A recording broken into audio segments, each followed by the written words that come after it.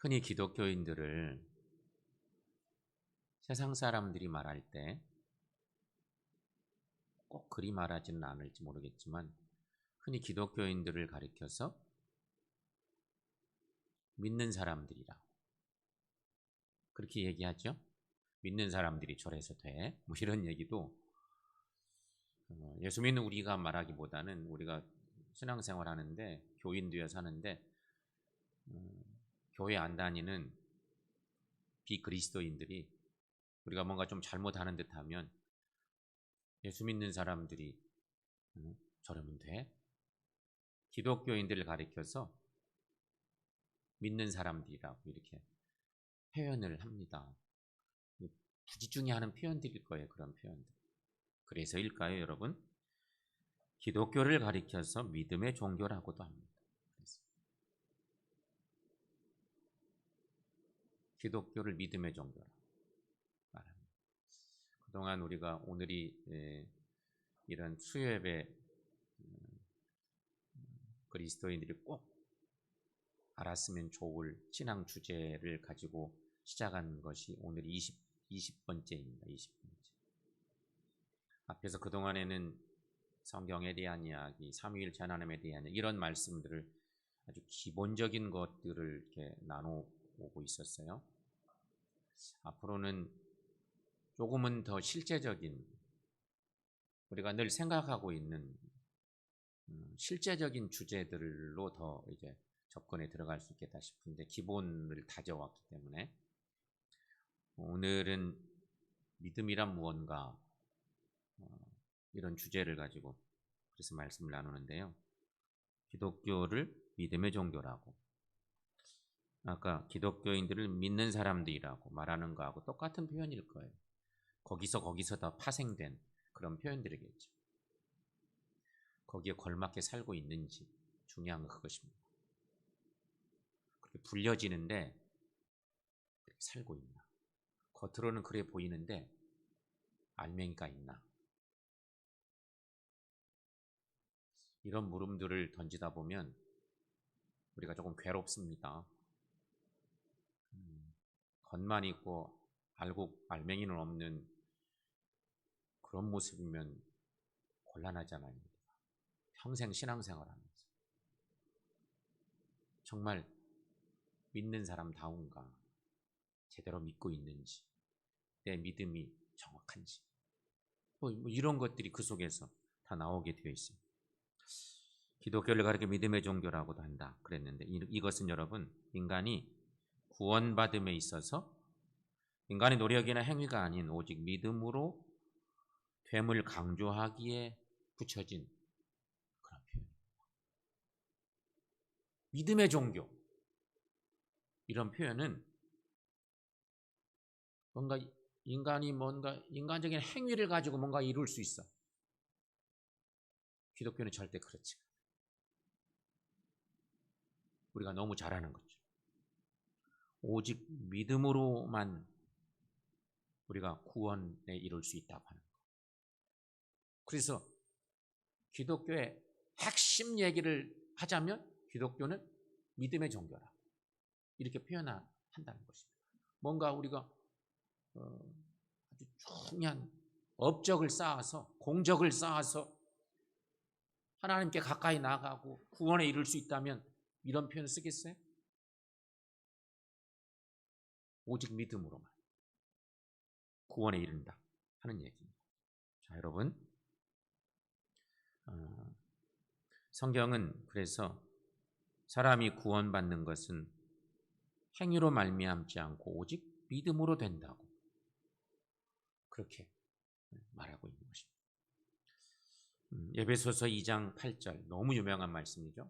이런 말씀들은 우리가 외우고 있지 않습니까? 너무 유명한 말씀. 그런데 이런 말씀들은 주옥 같은 말씀. 성경에 중요한 말씀들 한 109절 이상 구원과 관련된 우리의 건강한 바른 신앙생활과 관련된 이런 말씀들을 탁탁 외우고 있다면 참 좋을 텐데 자꾸 까먹죠. 뭐 또 어디가 있나도 또 잊어버리기도 하고. 근데 이런 말씀들은 너무너무 소중한 말씀. 여러분 다 아는 것처럼. 자, 함께 읽습니다. 너희는 그 은혜에 의하여 믿음으로 말미암아 구원을 받았으니 이것은 너희에게서 난 것이 아니요 하나님의 선물이라. 아멘. 바울이 우리에게 전해주고 있는 주옥 같은 말씀입니다. 너희는 그 은혜에 의하여 믿음으로 말미암아 구원을 받았다. 하나님의 은혜 가운데 믿음으로 말미암아 구원을 받았으니 이것은 너희들에게서 난 것이 아니고 하나님의 온전한 선물이라는 것입니다. 구원, 믿음과 깊은 관계가 있고요. 우리가 믿음이 너무 좋아서 구원 받았냐? 그게 아니에요.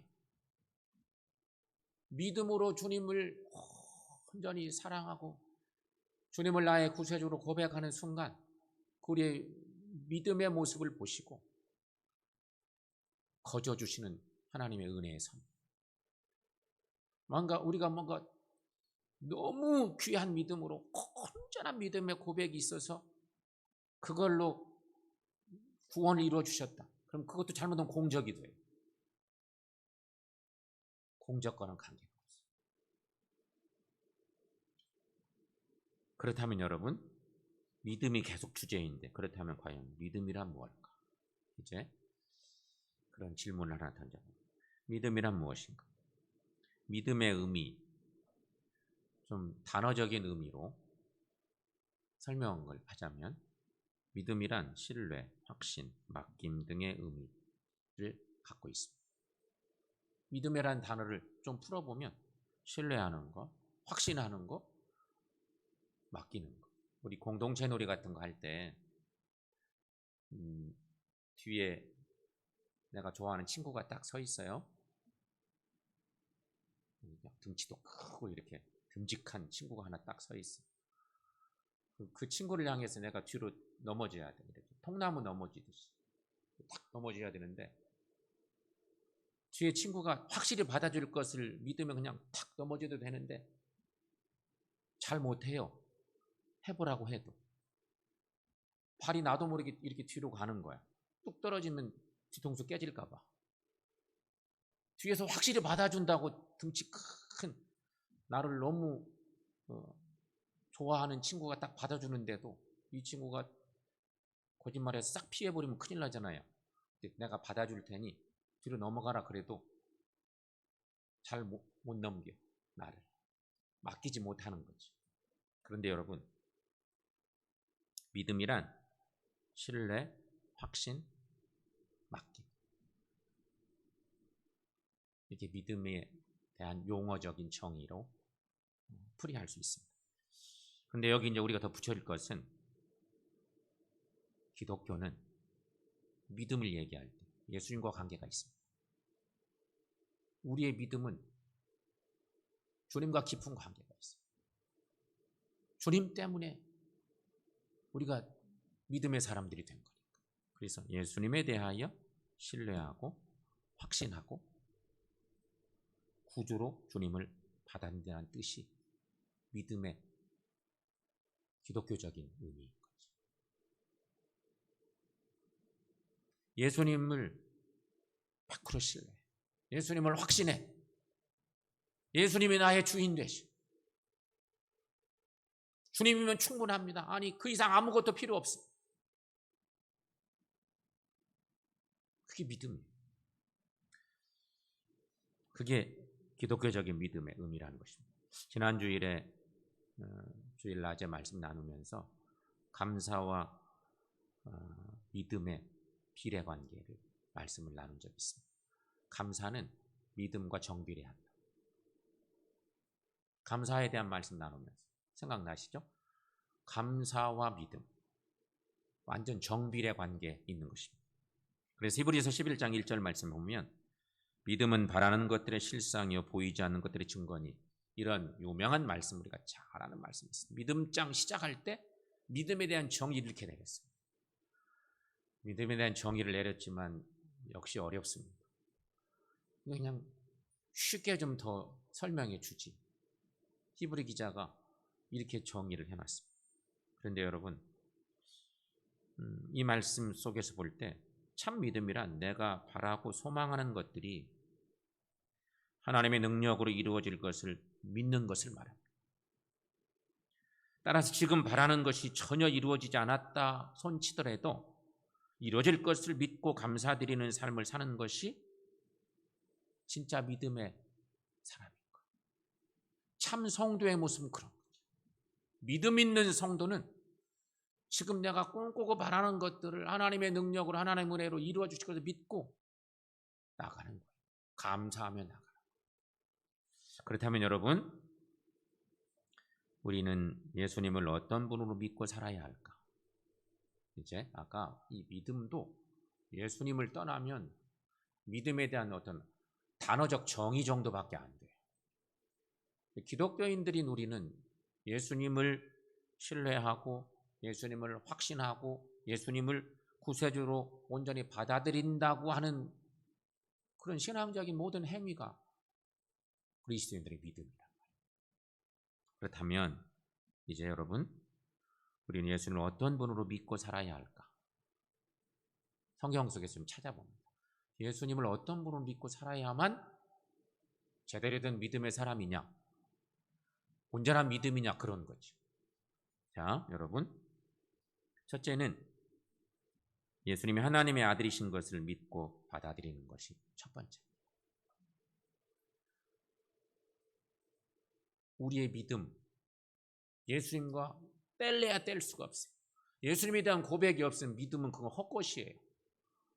그냥 뭐 철학적 접근이라고 해야 될까? 그 엉뚱한 거예요, 정말. 예수님을 떼어놓고 믿음 얘기야.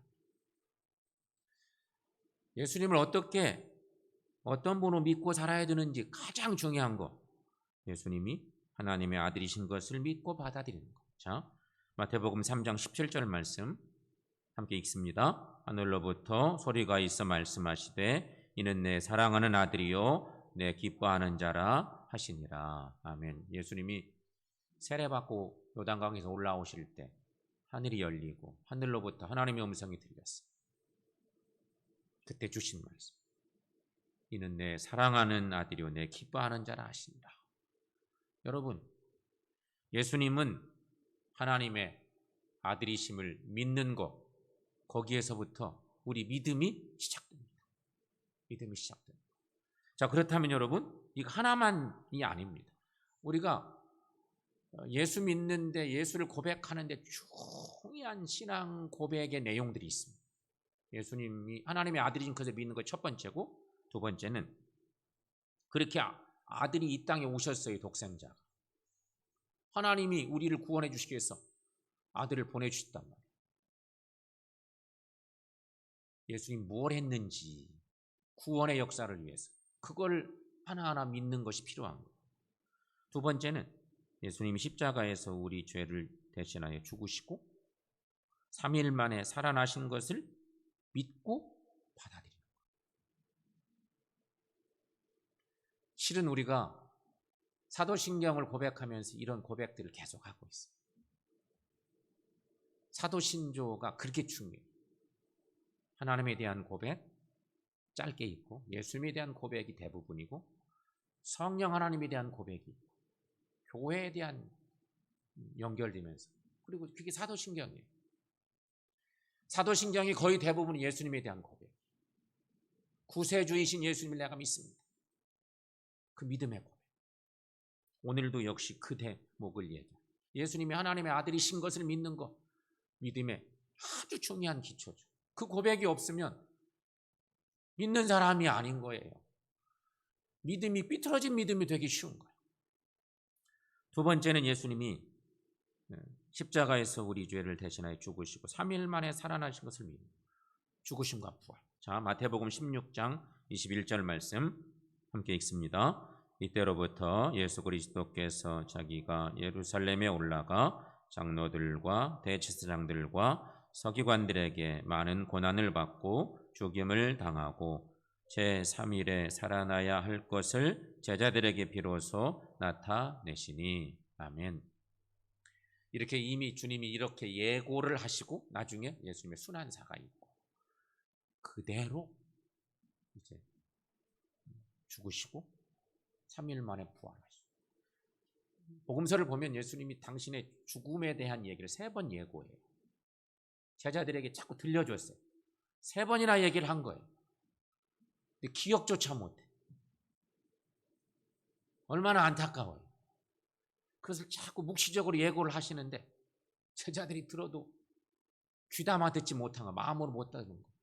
나중에 막 그 일이 생길 때 놀래서 그냥 도망가고 난리를 했지만 결국은 나중에 생각이 나는 거야. 그런 거.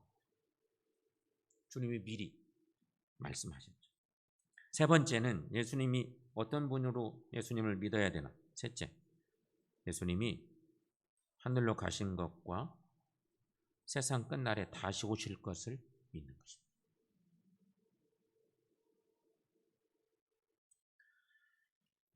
성경 말씀을 한 번씩 읽어보는 게 좋죠. 사도행전 1장 9절부터 11절까지 중간에 조금 생략했습니다. 자막 통해서 한번 읽어봅니다. 이 말씀을 마치시고 그들이 보는데 올려져 가시니 올라가실 때에 제자들이 자세히 하늘을 쳐다보고 있는데 흰 옷 입은 2사람이 그들 곁에 서서 이르되 갈릴리 사람들아 어찌하여 서서 하늘을 쳐다보느냐. 너희 가운데서 하늘로 올려지신 이 예수는 하늘로 가심을 본 그대로 오시리라 하였느니라. 아멘. 그러니까 예수님이 하늘로 가신 것과 세상 끝날에 다시 오실 것을 믿는 것. 그것이 온전한 믿음이라는 것입니다. 4번째, 또 연결되어 가는, 과정으로 보면 연결되어 가는 건데 예수님이 다시 오심으로 세상 역사는 끝나고 새로운 세계가 시작된다는 것을 믿는 것. 재림주로 오신 예수님, 그게 이제 우주적 종말을 얘기하는 겁니다. 내 개인의 종말이 있는가 하면 하나님의 구원을 완성하는 종말의 때가 있는데 주님이 다시 오시는 때. 마태복음 24장 14절 말씀에 이 천국 복음이 모든 민족에게 증거되기 위하여 온 세상에 전파되리니 그제야 끝이 온다. 주님이 다시 오실 때는 언제냐? 온 세상의 복음이 편만할 때. 그때 다시 오시는 것을 우리는 믿죠. 재림주로 오실 예수님을 믿는 믿음. 그것이 우리의 믿음의 고백 속에 꼭 필요하다는 것입니다. 그리고 5번째는 천국과 지옥이 있는 것을 믿고 예수 믿는 자는 천국 가고 믿지 않는 자는 지옥 감을 믿는 것입니다. 거기 말씀 여러 구절의 말씀이 있어서 그냥 가로로 묶어놨습니다. 그냥 여러분 참고하시라고. 여러 본문들 찾지 않고 그냥 넘어가려고. 천국과 지옥이 있는 것 당연하죠. 예수 믿는 사람들 천국 백성 되는 거. 구원 받으니까 예수 믿고 천국에 합당한 사람 되는 거. 예수를 영접하지 않아 당연히 심판받고. 물론 모두가 다 심판대에 서요. 예수 믿는 사람도 믿지 않는 사람. 성서가 전하고 있어요. 근데 예수 믿는 사람은 천국 가고 믿지 않는 사람은 심판받고 지옥 간다 하는 것입니다. 6번째, 성경이 하나님의 말씀인 것을 믿고 성경에 기록된 모든 것이 하나도 거짓이 없는 진실임을 믿는 것이 필요하다는 것입니다. 예수님은 복음 자체이세요. 그렇죠? 예수님 자신이 복음 중에 복음. 성경의 주인공은 예수님이에요. 성경 말씀, 모든 성경 말씀은 하나님의 말씀인 것을 믿고 성경에 기록된 모든 것이 하나도 거짓이 없는 것임을, 진실임을 믿는 그 믿음. 여러분, 믿음이 있는데 성경에 대해서 불신이 생겨요. 성경에 대해서 여러 가지로 반론을 자꾸 제기하면서 이래서 이것도 못 믿겠고 저것도 못 믿겠고 자꾸 이렇게 된다고 해보세요. 말씀만 못 믿는 게 아니고 성경의 주인공이 예수님도 잘 안 믿어지는데 이렇게 나선다고 하면 그 사람 믿음의 사람이냐 이거예요. 겉으로는 믿음의 사람인지 모르는데 알맹이가 없는 믿음의 사람 될 수 있어요. 성경에 대한 모든 말씀에 대한 그 말씀이 진리임을 믿는 그 믿음의 자리까지 나가는 게 필요합니다. 디모데후서 3장 16절 말씀 여러분 함께 읽습니다. 모든 성경은 하나님의 감동으로 된 것으로 교훈과 책망과 바르게 함과 의로 교육하기에 유익하니. 아멘. 이 말씀이 유명한 그 성경이 가지고 있는 네 가지 중요한 목적입니다. 하나님의 감동으로 된 것이 모든 성경인데, 그 성경은 교훈하기에, 책망하기에, 바르게 하기에, 의로 교육하기에 유익한 말씀이라는 것입니다. 그리스도인들을 그렇게 변화시키는데 유익한 말씀. 그러니까 진짜 믿음의 사람들이라고 하면 하나님의 말씀을 통해서 내 신앙의 영양분이 되는 것을 알고 그대로 아멘으로 받고 순종하고 나가고, 그럴 때 믿음이 성장한다는 것이. 사랑하는 여러분, 예수님에 대한 믿음의 고백이 이 6가지 있잖아요. 방금 난 여기에 입각해서 온전한 믿음으로 나가는 우리 모두가 되시기를 축원합니다. 그렇다면 여러분, 이제 지금까지 나눈 얘기가 사실 참 중요하거든요. 성경의 내용으로 쭉 나가니까. 두 번째 하나 던질 질문, 어떻게 예수님을 믿는가 하는 것입니다. 이 6가지에 대한 것은 성서에 있는 내용들이에요. 하나님이 그 중요한 진리들을 우리에게 이렇게 예수님의 행적들을 통해서 우리에게 보여준 아주 예수와 관련된 중요한 뼈대의 말씀. 이걸 어떻게 믿느냐 이거예요.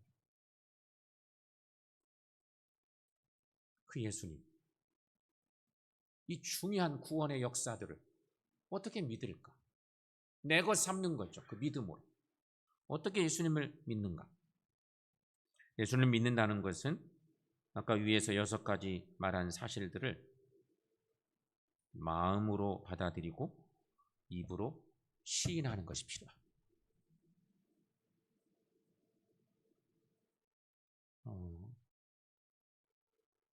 성경의 지식들을, 성경의 내용들을 지식으로만 알고 있어. 그럴 수도 있어.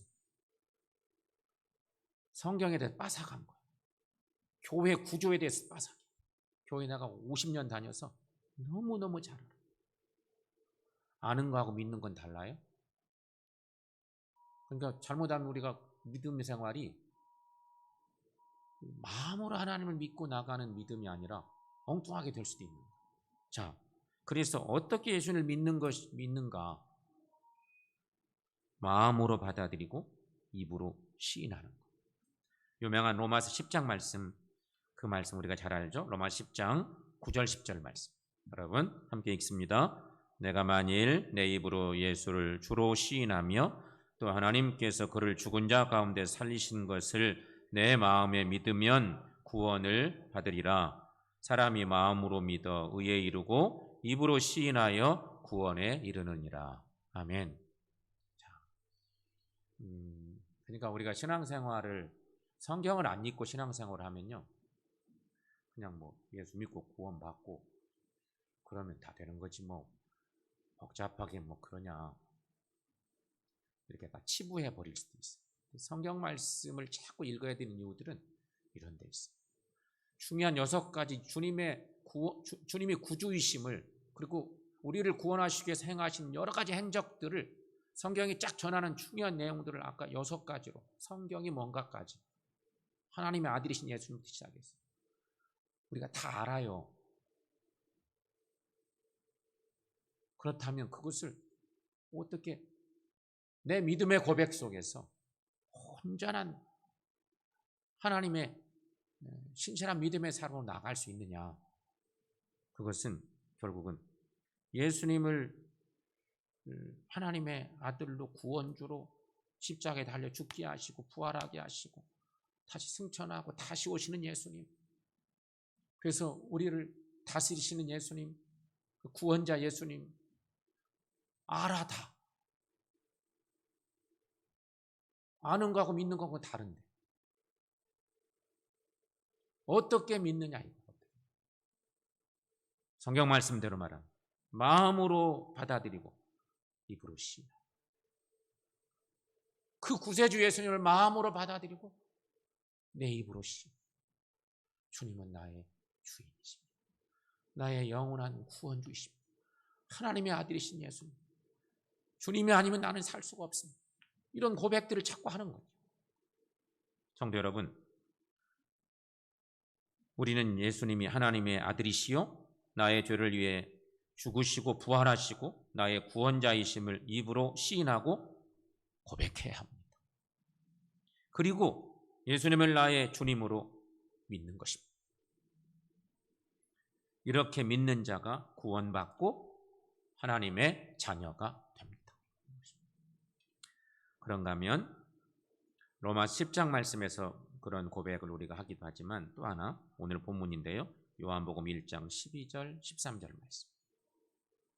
자, 여러분 그 말씀 함께 읽습니다. 영접하는 자 곧 그 이름을 믿는 자들에게는 하나님의 자녀가 되는 권세를 주셨으니 이는 혈통으로나 육정으로나 사람의 뜻으로 나지 아니하고 오직 하나님께로부터 난 자들이니라. 아멘. 이 말씀 우리가 너무 잘 아는 말씀이죠. 초신자들 예수 영접하는 것과 관련된 얘기를 하려고 할 때면 반드시 찾아서 읽어야 되는 그런 말씀이기도 한데, 우리가 정말 하나님의 아들이신 예수님, 구원주 예수님, 온 인류를, 나를 포함한 온 인류를 구원해 주시기에 십자가에 달려 돌아가시고 부활하시고 승천하시고 다시 오신다 약속하신 예수님, 그 구원주 예수님, 그 예수님을 내가 정말 어떻게 받아들이고 영접하고 어떻게 그 주님을 나의 구세주 고백하고 살고 있는지, 그 우리도 옛날부터 다 하고 있는 건데 그런데 여러분, 아닐 수도 있어요. 우리의 신앙의 모습 알긴 아는데 제대로 마음으로 믿고 입으로 시인하고 이런 단계에도 안 가 있는 사람들도 있을 수 있어요. 그건 분명해요. 성도 여러분, 분명합니다. 영접하는 자 곧 그 이름을 믿는 자들에게 하나님의 자녀가 되는 권세를 주셨어요. 이는 혈통으로나 육정으로나 사람의 뜻으로 나지 아니하고 오직 하나님께로부터 난 자들입니다. 말씀하고 있습니다. 이렇게 해서 우리가 하나님의 자녀가 되는 것을 성경은 중생 혹은 거듭남이라 이렇게 표현하기도 하죠. 이것도 얘기하려면 거듭남에 대한 이야기. 그래서 이단 목사들이 거듭남의 비밀 이렇게 해서 또 기존 신자들을 혹하게 만들기도 하는 거예요. 박옥수, 구원파, 거듭남의 비밀 막 이런 얘기 나오잖아요. 어쨌든 오늘은 이거에 대한 얘기를 깊이는 할 수 없는데, 하나님의 자녀가 되는 사람, 온전히 변화받아 하나님의 자녀가 된 사람을 중생했다고, 거듭난 사람이라고 표현하는 것입니다. 여러분, 오직 복음을 마음으로 받아들이고 입으로 시인함으로 온전히 예수의 사람들, 예수 안에 온전히 거하는 신실한 믿음의 사람들 다 되시기를 축원합니다. 마지막으로 지금 두 번째는 어떻게 예수를 믿는가였는데, 마지막으로는 어떻게 믿음이 생길까?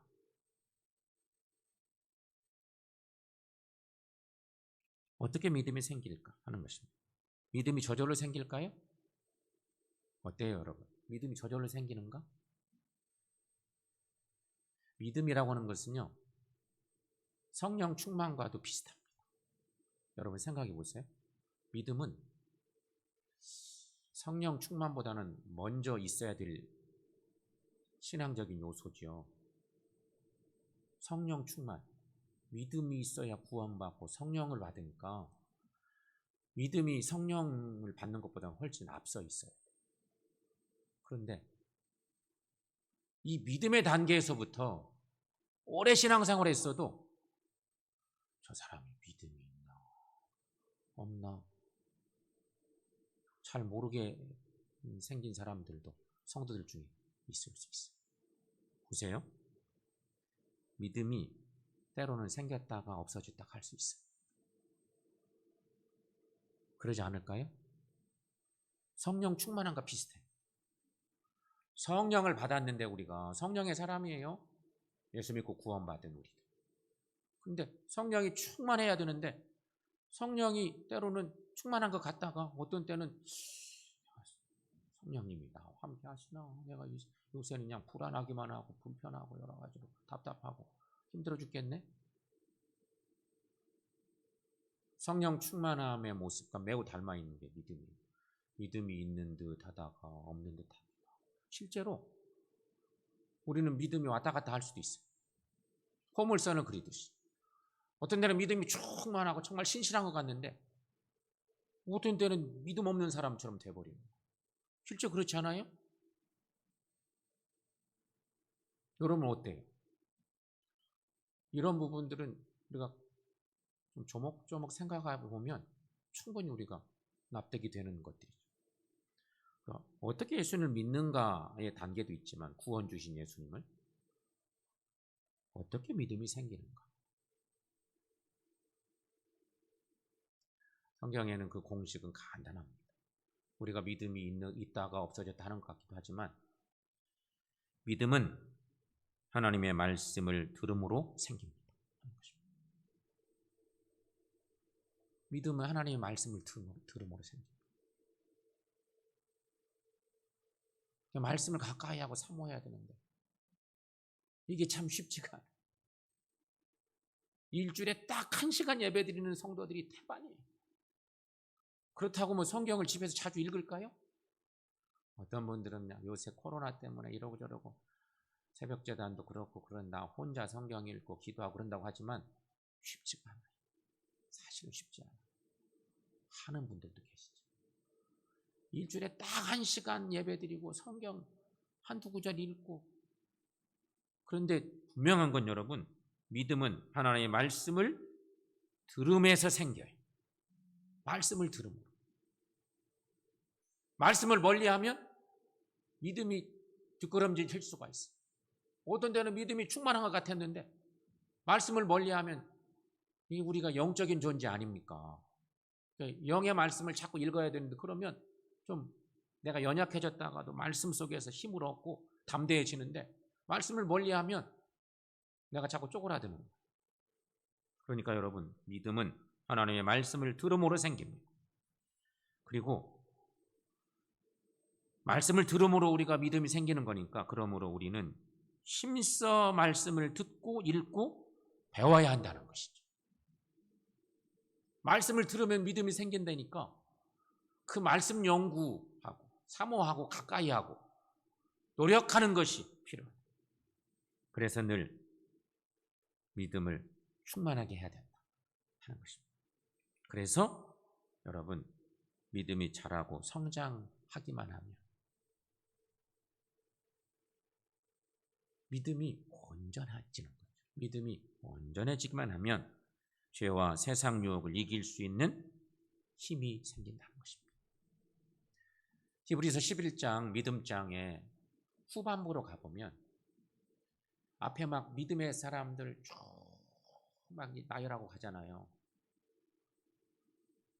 구약의 인물들 얘기하다가 이제 중간부터 막 요약하고 그냥 넘어가요. 그러다가 신약의 사람들 얘기는 그때 고난받고 여러 가지로 어려움을 겪는 초대교회 성도들을 그리는 것으로 히브리 11장은 진행시키고 있어요. 앞에는 믿음의 위대한 구약의 인물들 막 얘기하다가 신약의 인물들도 많지만 다 생략해버리고 지금 그들이 믿음으로 살면서 얼마나 어려움을 겪고 있는지 목숨을 걸고 지금 예배하고 예배드리고 나오다가 붙들려서 죽음의 길 가게 되고 이런 내용들이 히브리 11장의 후반부의 막 내용들이 거기 무슨 얘기냐면 세상에 감당할 수 없는 믿음 그 얘기를 거기 써놓고 있어요. 세상을 이기는 믿음 세상에 감당할 수가 없어. 그 사람들의 믿음을 세상을 넘어서는 그래서 순교의 자리까지 어마어마합니다. 제가 이번 쉬는 시간에 순교자들 유적지를 많이 찾아다녔었어요. 혼자 생각해 봤어요.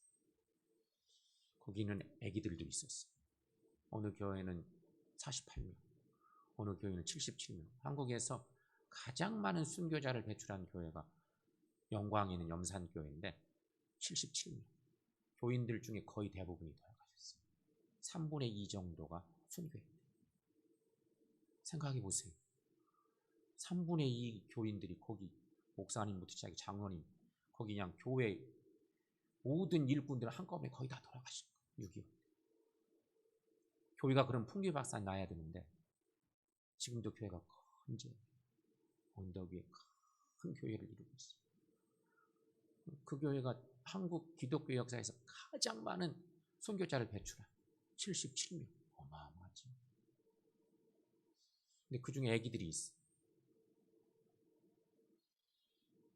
저는 거기 가서 오래전에 또 청년들 데리고 90몇 년도가 가본 그 교회였는데 아기들이 뭘 알고 순교했을까 이런 생각도 해보고 아마 많은 호박돌을 몸에다 묶게 하고 교회 앞에 바로 폭우니까 거기 막 다 수장시키고 한 사람인가 살아남고 다 죽었어요. 수장된 사람. 어찌하다가 한 사람은 살아남고. 근데 다 예수 끝까지 부인 안 하고 순교한 거지. 그런 믿음이 결국 죄와 세상의 유혹을 이길 수 있는 어떤 그 믿음. 온전한 믿음이 되는 그런 상태입니다. 우리가 그렇게 할 수 있을까? 이런 생각도 들고. 순교 신앙으로 살아야 되는데 그런 믿음의 결단이 그랬었습니다. 여러분, 어떻게 믿음이 생기는가? 이 대목에서 우리는 많은 걸 생각할 수 있습니다. 신앙생활을 하면서 아는 것으로 끝나요. 아는 사람들. 성경 내가 알지. 교회도 알고. 근데 온전한 믿음으로 나를 세워나가는 것은 쉽지 않아요. 끊임없이 성경 읽고 말씀에 의지해서 신앙 고백하고 또 나를 고쳐 세워가고 실천하고 섬기고 그럴 때 세상이 감당할 수 없는 믿음의 사람들, 초대교회 성도들처럼 될 수 있는가 하면 전혀 다른 모습으로 겉만 믿음의 사람처럼 속은 텅 빈 그런 신앙인 될 수도 있다는 거죠. 사랑하는 여러분, 그러므로 우리들 부지런히 말씀을 읽고 들어서 날로 믿음이 성장하고 우리 하나님이 원하시는 온전한 믿음의 사람들로 세워져가는 저 여러분들 모두가 되시기를 축원합니다.